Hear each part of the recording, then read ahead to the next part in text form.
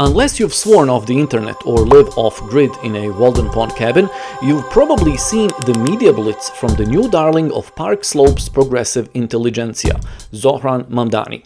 As a critical thinking professor with a post-communist hangover and an eye for political rhetoric, I've watched all of his ads with a mix of fascination and honestly unease. They feel new, slick, bold, millennial, but to me they ring with something hauntingly familiar. It's not just Zohran. AOC's vibrant posters, Bernie's fiery speeches, the whole aesthetic of the American hipster left, they all echo a visual and rhetorical style I've seen before.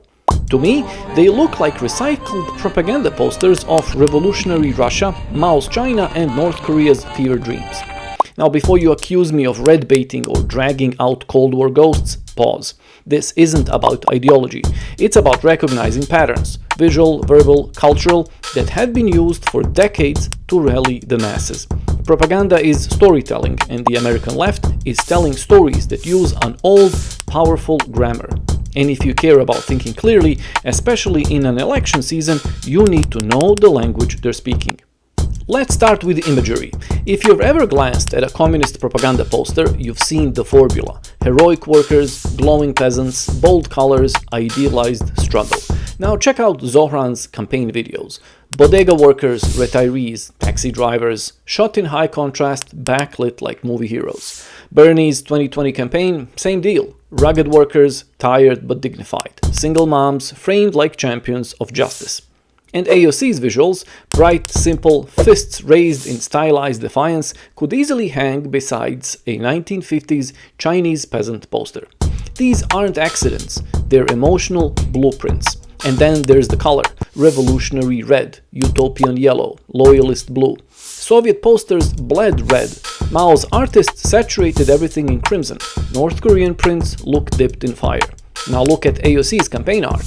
Her posters, sunny orange backdrop, bold sans serif font, eyes on a person behind the camera. Bernie's graphics, that same punch of color. Zohran's flyers, a warm palette screaming urgency and justice. Coincidence? Sure, but also very effective design borrowed from a long lineage of visual persuasion. Next up, the words. Communist slogans were short, moral, and sticky. Serve the people. Let's defend our leader. Workers of the world, unite. These weren't designed for nuance. They were designed for emotion. Simple enough to chant, strong enough to believe. The American left is fluent in this style. Bernie's not me, us is collectivist to its core, anti-individualist, emotionally binding. AOC's tax the rich doesn't explain policy, it ignites rage. Zohran's freeze the rent sounds more like a demand from a rally than a line in a housing proposal. These phrases aren't about reasoned debate, they're battle cries, and they echo the same anti-elite, morally charged rhetoric that powered 20th century revolutions. For example, Zohran's repeated jabs at corporate landlords carry the same energy. Not a technical critique, a moral indictment. Good versus evil. That framing works, and it persuades fast. Zooming out, let's talk narrative structure.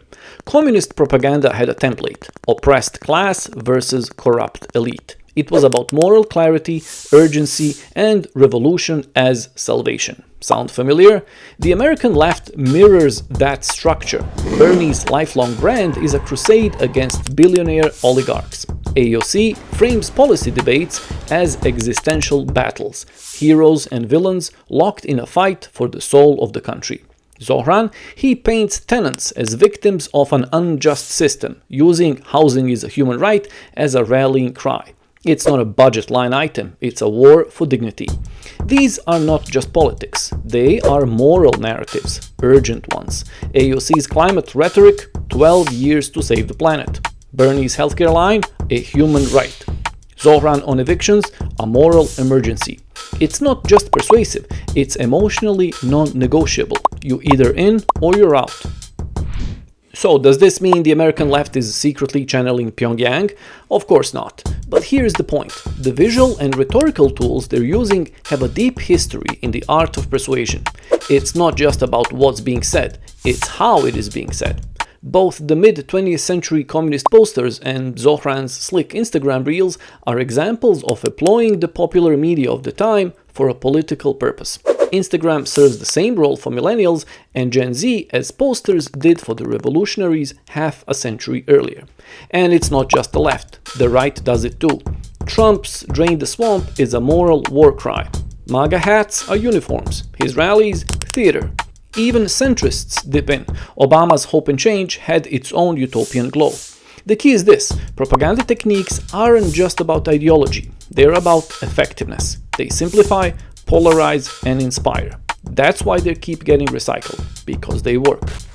Here is why I'm telling you all this, because I want you to pause before you cast your vote or repost that slogan. Politics is theater, and every good theater needs a villain, a hero, and a catharsis. But real life isn't that simple. Every policy, whether it's build a wall or freeze the rent, has trade-offs. There's no slogan that can capture complexity, but there is a mindset that can help you cut through the noise. And that's critical thinking. When you see a powerful image or hear a catchy phrase, don't just feel. Ask what is missing, who benefits, what assumptions are baked in, can this work? Propaganda thrives on emotional reflexes, but democracy thrives on reflection. This is Think Why.